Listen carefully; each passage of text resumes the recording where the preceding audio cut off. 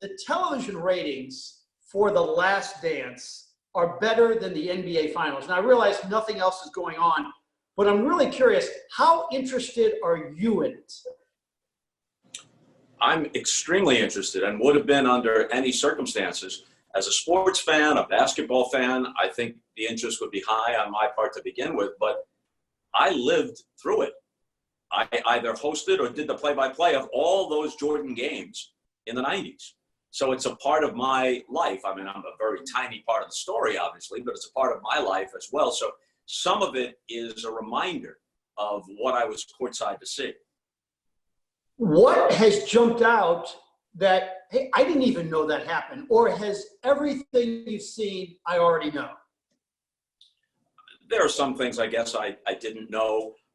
Scottie Pippen's background, I knew that he came from a hardscrabble existence in Arkansas. I didn't know the particulars. I think in most cases it's like the particulars were fleshed out. Did I know that Michael Jordan was very demanding, that he was the most incredible practice player ever, that he was a harsh critic of his teammates because he was trying to toughen them up for the toughest games down the line? I knew that. But when you see it with this remarkable behind-the-scenes footage, I think that's what sticks with you. And when you see Jordan being as open as he is on every topic that's thrown his way, that's also, if not a revelation, it's certainly interesting.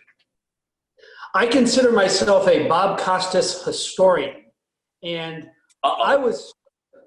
when you pop up on WGN, and all of my broadcasting friends in St. Louis, they also said, Bob worked for WGN? So tell me about that. And I understand the record was not sterling when you actually did the games.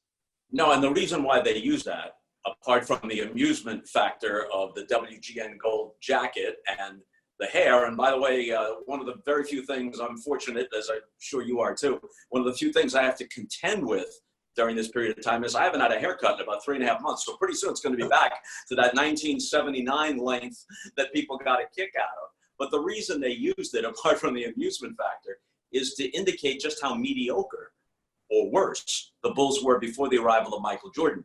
That was the 79-80 season. They went 32-50 under young head coach Jerry Sloan, but they were 3-17 in the 20 road games that we televised on WGN. I was still at KMOX. I was doing the Mizzou games on the radio, and I had just signed with NBC, but wouldn't have any assignments for a while. So it fell into a little narrow window where I was able to do those games.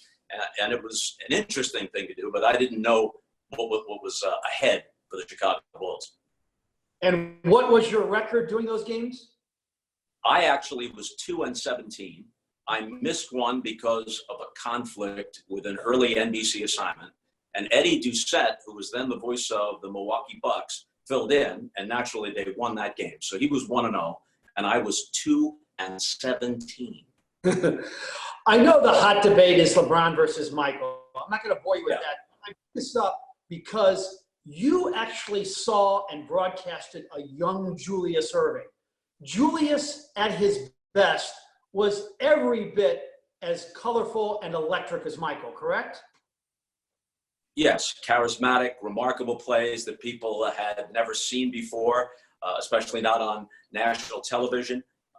Julius is one of the great players, one of the great charismatic entertainers in the history of basketball, and he is such a classy and good-natured guy. So he checks a number of boxes. I'm not sure that he's in the argument. He's just a tick below Magic, Bird, LeBron, and of course Michael. As many big events as you have done in your career, where does the Jordan shot, the championship winning shot, rank? Very, very high. And when you see through the rearview mirror how that decade of Bulls dominance resonates, it has everything. It's a great team, one of the great dynasties in the history of American sports.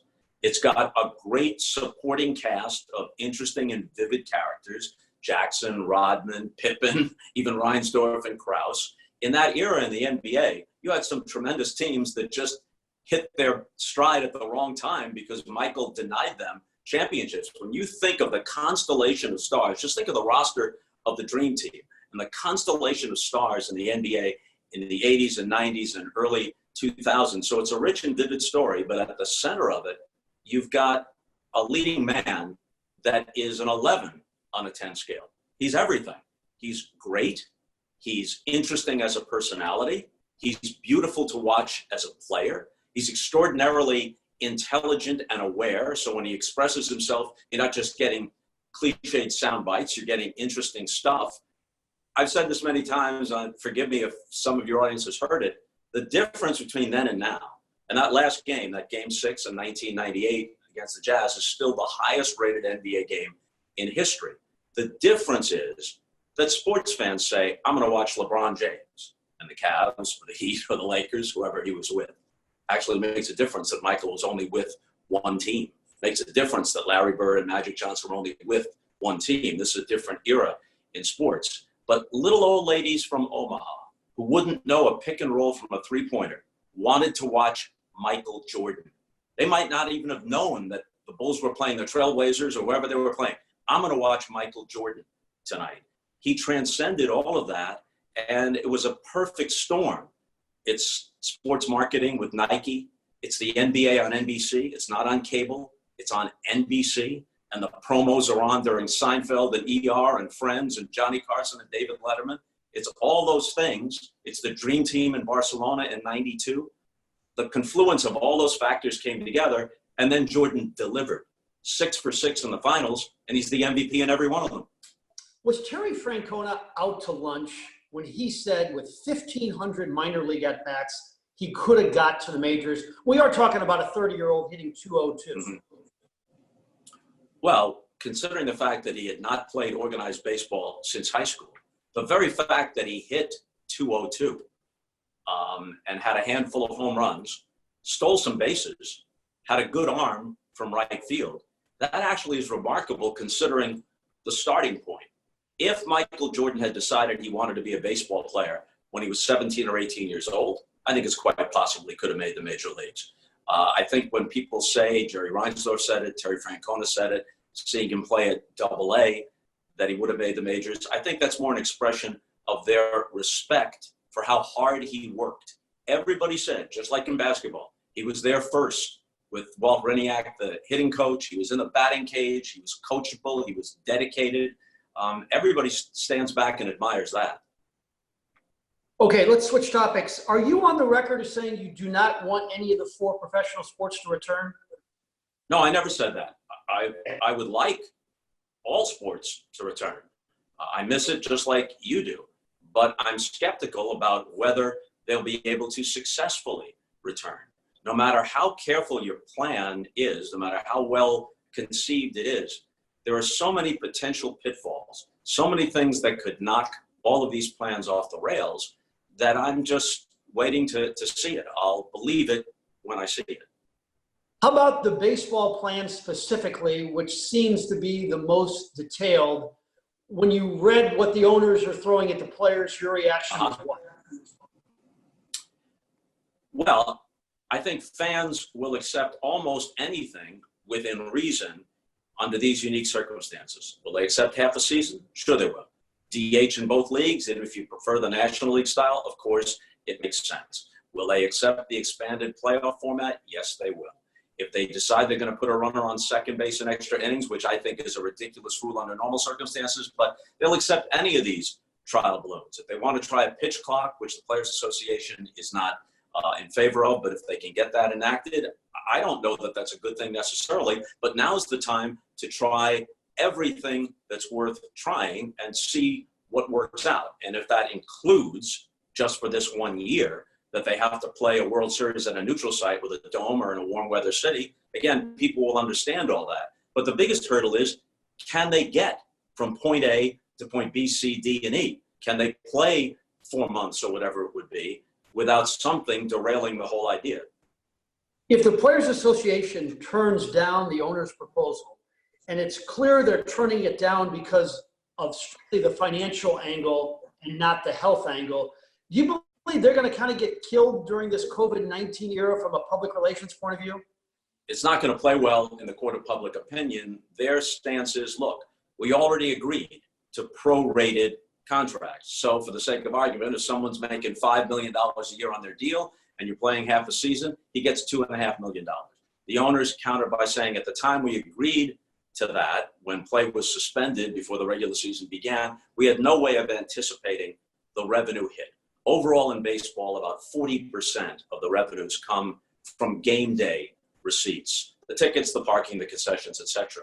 Interesting to note that in St. Louis, it's higher. It's close to 50%. Medium television market, but 3.5 million fans every year. So they've offered the players, as you know, a 50-50 revenue split.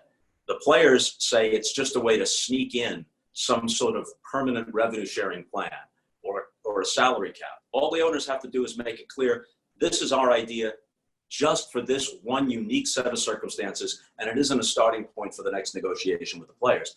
If they do that, I think the players will be hard pressed to make a good counter argument in the court of public opinion.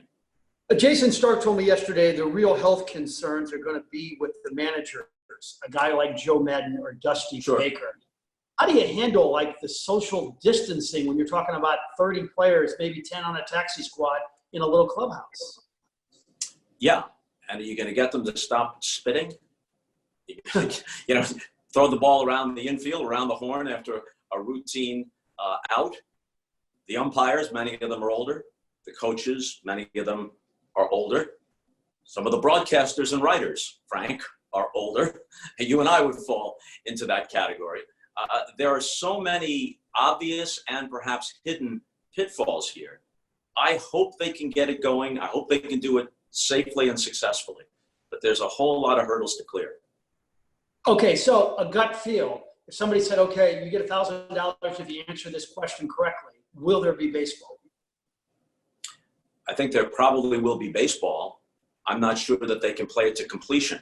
And that doesn't make me a naysayer. I want them to be able to play this half season. I want to see how people react to a game with no fans in the stands. Some people have suggested piping in audio, the low hum and murmur when nothing much is happening, and then cheering and whatnot. They can try almost anything, as I said. I want to see all this. I want to see the World Series. There'll always be an asterisk next to it. It's obviously not a legitimate full season. If somebody hits 400 for half a year, which has happened before, no one's going to think that's the same achievement as Ted Williams. But I'd like to see some baseball. I'd like to see the NHL and the NBA complete their seasons. I just cannot say with certainty that it will happen, and neither can the commissioners. They have their fingers crossed. They're right to have contingency plans for every possibility. We'll just have to wait and see whether it pans out. All right, another topic. Tony Kornheiser, your friend, says he detests technology. What do you think about all these podcasts and Zooms and blogs? Is it hurting the future of American civilization? You know that I am a notorious technophobe. Here we are on Zoom. I think I'm looking directly into the camera slot on my iPad. But this is not, I mean, if you had said this to me 10 years ago, I would have thought, who do you think I am, George Jetson or somebody? This just doesn't make much sense to me. But, you know, the time marches on. And pretty soon, when this becomes the norm, I won't be doing it anymore, so I won't have to worry about it. Speaking of your future, baseball play-by-play broadcasters are kind of like Supreme Court justices. They just go for a really long time. Scully, Enberg. Could you be doing games when you're 80 years old for MLB? Well, I think a network broadcaster is different from a local broadcaster. A local broadcaster has a peculiar and usually wonderful bond with his audience. And the audience will accept a little slippage because just the sound of the voice, it's what they associate with baseball. Jack Buck in St. Louis, Vin Scully in LA, Ernie Harwell, Bob Prince through the years with the Pirates. They are literally and figuratively grandfathered in. Network television, I don't think so. All right, some quick ones, no hedging before we let you go. What subject did you interview who has never disappointed you? Oh, there were lots of them. The late, great Jim Valvano, never disappointing, entertaining as could be. I became fairly friendly with Ted Williams. And at that point, he was willing to open up in a way that he hadn't for most of his life. You talk to Ted Williams, it's a masterclass in hitting. I guess there are others. You know, Charles Barkley is always available and always quotable. I can still remember the Ted Williams on Costas Coast to Coast on a Sunday night. That was the best radio ever. Okay, who disappointed you the most? As an interview subject? Like you said, I thought, boy, this should really be good, and then, boy, there's just not a lot there, or you just didn't click. This is a weird answer. Jack Palance, right after he won a supporting actor Oscar for City Slickers with Billy Crystal, he came on my late night show, The Later Show, at Billy Crystal's request, because Billy and I are friendly, and Billy said, do Bob's show, you'll enjoy it. And he was the most monosyllabic guest I have ever had. A half-hour show takes 22 minutes. Usually, you're thinking that's not enough. There's the digital clock that the host can see and the guest cannot. And it was ticking down so slowly. It seemed like time stood still. Aren't we getting to 22 minutes yet? And I think in those 22 minutes, I had to ask about 122 questions. At one point, at one point, I said to him, you know, you were Jack Wilson, the gunslinger in the classic Western Shane. That's the early 50s. If you're in a hotel room somewhere and it comes on The Late Show, what do you think? And his actual answer was, oh, I think I better change the channel. I have no interest in it at all. And it went on like that throughout the whole interview. And then when it ended, when we walked off the set, and we did it in Studio 8H, the huge studio where they do Saturday Night Live. So we walk off the little set, out of the lights and into the darkness, and he throws an arm around my shoulder, pulls me into his chest, and he says, Bob, I gotta tell you a great story about Marilyn Monroe. And I said, Jack, wouldn't it have been a really good idea if you had told that story back there? Oh, I was just pulling your leg, Bob. Well, thanks a lot, Jack. And here's something funny, right? Joe Torre was then managing the Cardinals, and they're in Cincinnati to play the Reds the night this thing airs at 1:30 in the morning Eastern time. And the next day I get a call from Joe Torre, and he goes, I enjoyed seeing you squirm with Jack Palance there. You earned your money last night. All right, your kids have turned out splendidly. I know you want to give a lot of the credit to the mom, but what's the one thing you did right as a parent, you think? I was able, through my good fortune, to expose them to a lot of worthwhile things. They went to Australia for the Olympics. They were around big events, the World Series, the NBA Finals, but here's something I'm very proud of. None of their friends ever found out from them who their dad was. They might have figured it out, but they were always very reluctant to in any way play on that. I'm very proud of that. True or false, you still carry the Mickey Mantle card in your wallet? It was never in the wallet. When I go out in normal times, if I'm wearing a sport coat, I put it in the inside blazer pocket, because when people ask to see it, it's easier to take it out that way. I wish I had anticipated this question. I'm not going to run upstairs and get it. But normally, if I'm wearing jeans like I am now, it'll be in the back pocket, because people have come to expect it. I'm not saying it's every day, but quite frequently people ask, do you really have that card? I don't want to let them down. No broadcasting in this world, you would have done what? Oh, probably a ward of the state, because I have no other discernible abilities. I am absolutely helpless on things that 99% of the populace can do very well. I just happen to be able to do this one little thing reasonably well, and it's provided me with a wonderful life and more great experiences than I can count. But if I had been born before the invention of radio or television, I don't know, court jester, something, nothing like where I wound up. Jack Buck once said, you're the best television sportscaster of all time. I'm wondering, who's the one guy you see on TV on a regular basis where you say to yourself, this guy's unbelievable? I mean, every time I see him, he's great. Well, there's a short list of people that would fit that description. Vin Scully, until he retired 4 years ago, was in a class of his own.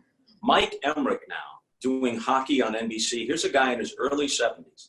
As great as Dan Kelly was, the immortal voice of the blues, as great as Marv Albert was when he did the Rangers games on the radio, I have never heard a hockey announcer who can get in anecdotes and parenthetical asides in the midst of all of this fast and furious action the way Emmerich does. And he has so many different ways to describe the same thing.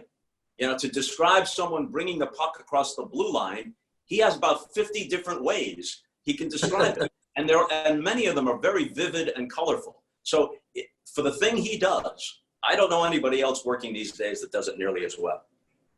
Hobbies right now in your life, what do you do? Well, during this strange period of time, you can take the books off the shelf that you've been meaning to read and read them. You can look at the movies, new and old, that you haven't had a chance to watch, the older ones for the second or third time. And then, as you alluded to earlier, the invention of Skype and Zoom and podcasts is taking up more of my time. Frank, I'm doing this because you're Frank Cusumano and because it's St. Louis. But if tomorrow, by some sort of executive order, there were no more Skype and there were no more Zoom, I know it would be sad for a lot of people. It wouldn't be so sad for me. Favorite place to have a burger and a beer in St. Louis? You know, that is so hard because I have to call it a tie between O'Connell's and Blueberry Hill, because I couldn't walk through the door of either one if I picked the other. So that's what I'm picking. Blueberry Hill and O'Connell's in a dead heat. Final two questions. The person you met for the first time that even you were in awe? Well, when I interviewed Paul McCartney on Later, it was either 1990 or 1991. And I think this is always true. The people who had an effect on you when you're young, when you're a kid or a teenager or in your early 20s, that's always going to be different than meeting a comparable person when you're an adult. A 50 or 60-year-old person from St. Louis who's been a lifelong baseball fan would admire Albert Pujols, even if he stayed a Cardinal his whole career, admire Albert Pujols. But it can't match up with meeting Stan Musial because he's in your imagination from when you were a kid. So when I'm interviewing Paul McCartney, and at that time he hadn't done an American television interview in over a decade, he's more available now. All I could think of was being 11 years old, sitting on the floor in my family's living room and watching on a black and white TV Paul McCartney and the Beatles debut to an American audience on Ed Sullivan. And what's running through my mind is all the people I went to junior high school and high school with, I wonder how many of them are watching tonight. And here's Bobby Costas talking to Paul McCartney. So it was a butterfly thing and a little bit of anxiety. Don't want to mess this up. But McCartney himself was so gracious. He put me at ease, and we turned it into a 3 consecutive nights. We taped all we could, and he was very patient. It was good stuff. Final thought. Your dad was a passionate sports fan. You would listen to games in his car. You would even pick up KMOX back then. Mm-hmm. But your dad passed away before he could see your success. What do you think it would be like for your dad if he were able to turn on a television set and see you hosting the Olympics? I would hope he'd be proud of me. I would hope that I could have given him some experiences that he otherwise wouldn't have had. I would have hoped that he would have been in the booth with me, just as my son Keith was at 9 years old when I did play-by-play of the World Series for the first time. I would hope that he would have been at some of those Olympics with me. And it's ironic, Frank, ordinarily I don't do this sort of thing, but it's ironic that we're taping this on Friday for airing on Sunday night, because this Friday, May 15th, is 50 years to the day that my father passed away. He was only 42 years old and I was 18, a senior in high school. So he never saw anything that I did professionally.